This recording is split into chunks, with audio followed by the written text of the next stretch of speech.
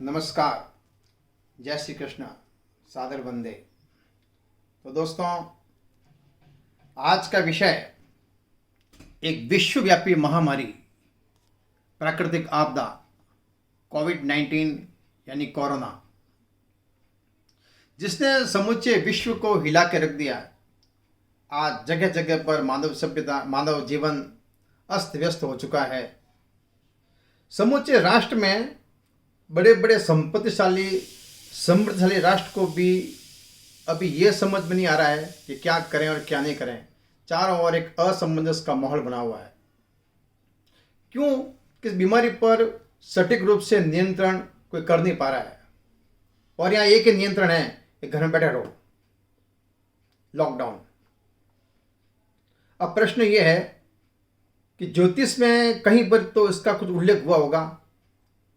तो दोस्तों, एक बात निश्चित है कि व्यक्तिगत रूप से किसी बीमारी का, पर्टिकुलर किसी बीमारी का नाम से बहुत कम बार ज्योतिष में उसका उल्लेख होता है। जैसे कोरोना नाम से तो कोई इसका भविष्यवाणी किसी ज्योतिष ने या किसी पंचांग में लिखी हुई नहीं है। पर यह अवश्य है कि ग्रहण के बाद में राष्ट्र के ऊपर संकट अवश्य आता है। अलग अलग ग्रहण के अलग अलग परिणाम होते हैं। अभी 26 दिसंबर को ग्रहण गया, सूर्य ग्रहण। धनु राशि पर 6 ग्रहों की युति बनी हुई थी। तो उसमें खराब में क्या है? शनि चंद्रमा विष योग, गुरु केतु चंडाल योग, सूर्य केतु ग्रहण योग, फिर साथ में बुध बैठ गया व्यापार प्रतिनिधि। 6 ग्रहों ने धनु राशि पर डेरा डाल रखा था और गुरु की उपस्थिति में ही उसके सामने उनके राजा सूर्य को ग्रहण लग गया। तब से देखिए, विश्व के हर हिस्से पर कोई न कोई प्रताड़ना, दंगे वगैरह। भारत के अंदर भी कई बार ये देखा होगा, दिसंबर जनवरी फरवरी में कई तरह की परेशानी का सामना करना पड़ा। धीमे धीमे क्या है कि बीमारी के रूप में व्याप्त होते हैं। किसी भी ग्रहण के बारे में 3, 4, 5 महीने तक उसका कोई न कोई नेगेटिव इम्पैक्ट जरूर आता है। जैसे भूकंप आना, जैसे आगजनी घटना घटित होना, जैसे प्राकृतिक बीमारी, आपदा, अर्थव्यवस्था पर संकट, ये सब ग्रहण के दुष्परिणाम हैं। उस दुष्परिणामों को और आगे हवा देने के लिए 14 मार्च को सूर्य का मीन राशि में प्रवेश और उसके ऊपर शनि और मंगल का पाप प्रभाव दृष्टि, इसलिए राजा के ऊपर पाप प्रभाव हो गया। तब से देखिए कि 14 मार्च के बाद में भारत में धीमे धीमे अपितु विश्व के अंदर धीमे धीमे स्थिति नियंत्रण से बाहर होती जा रही है। फिर 22 मार्च को मंगल शनि का कॉम्बिनेशन हो गया और ये 22 मार्च का मंगल शनि का कॉम्बिनेशन आपके 4 मई तक इफेक्टेड है। मेरा ऐसा मानना है कि मंगल शनि की युति आग में घी का काम या इस बीमारी को आगे बढ़ाने का काम, उसमें उसका पूरा योगदान है। पहले से जो समस्या चलती आ रही है उसके अंदर मंगल शनि का इतना योगदान है। वैसे ही मंगल शनि की युति को कहते हैं विस्फोटक योग। एक विस्फोटक स्थिति बनती है ग्रहों के अंदर। मंगल शनि का कॉम्बिनेशन 22 मार्च से 4 मई तक रहेगा। तो वहां तक तो समझ लो कि स्थिति पूरी लॉकडाउन ही है। कोई खास इसके अंदर समाधान की उम्मीद नहीं है। हाँ, उसके अंदर आशा की एक किरण है कि 13 अप्रैल को सूर्य मेष राशि में प्रवेश हो गया, राजा उच्च का हो गया। तो वो इसका समाधान ढूंढने का प्रयास करेगा और ये 13 अप्रैल बाद में इस और प्रयास हो रहे हैं कि इस बीमारी का कोई सर्वमान्य समाधान मिल जाए और समाधान की ओर वैज्ञानिक और चिकित्सक व्यक्ति अग्रसर होते जा रहे हैं और हो भी रहे हैं। मैं समझता हूं कि सफल भी हो जाएंगे वो। पर इस बीमारी से छुटकारा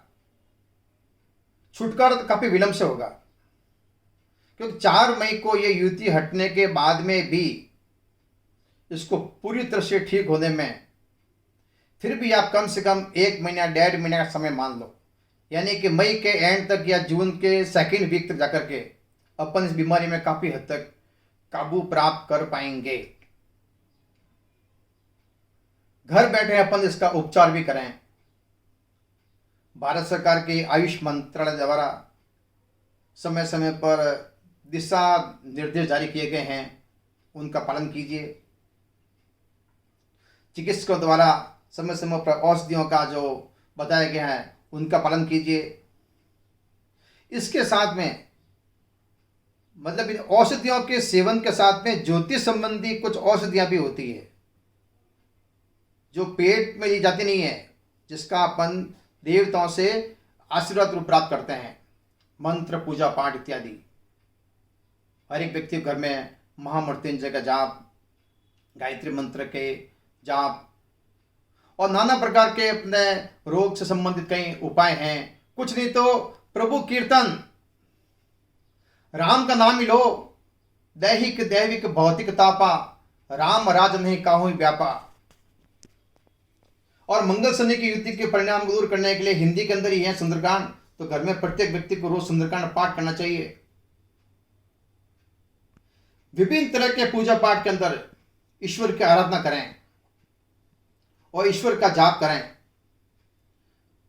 और इन पाठ पूजा से आत्मबल में वृद्धि, कार्यक्षमता में वृद्धि, नई सोच, नया उत्साह और उत्साहवर्धक होने के साथ साथ बीमारी से लड़ने के जो जो नियम बनाए गए हैं उसके अंदर अपन खरे उतरें और राष्ट्र को एक नई दिशा देने में अपना एक अच्छा योगदान रहें। स्वयं के लिए भी उपासना करें और विश्व कल्याण की प्रार्थना करें। नियमित रूप से देव आराधना, नियमित रूप से प्रभु का नाम, मतलब ईश्वर के नाम में ही इतने गुण हैं कि बीमारी को वैसे अगर सच्चे मन से किया जाए तो बीमारी का वो सर्वनाश कर देगा और ये बीमारी भारत से चली जाएगी पूर्ण रूप से। आने वाले 2-3 महीनों के अंदर फिर धीमे धीमे बीमारी पर नियंत्रण हो जाएगा और बीमारी चली जाएगी और अपन नियमित रूप से जो अपना कार्यक्रम है वो सुचारू रूप से कर पाएंगे। अंत में दोस्तों आपसे हाथ जोड़ के प्रार्थना, घरों में रहें, स्वस्थ रहें, स्टे होम, स्टे सेफ। जय हिंद, जय भारत।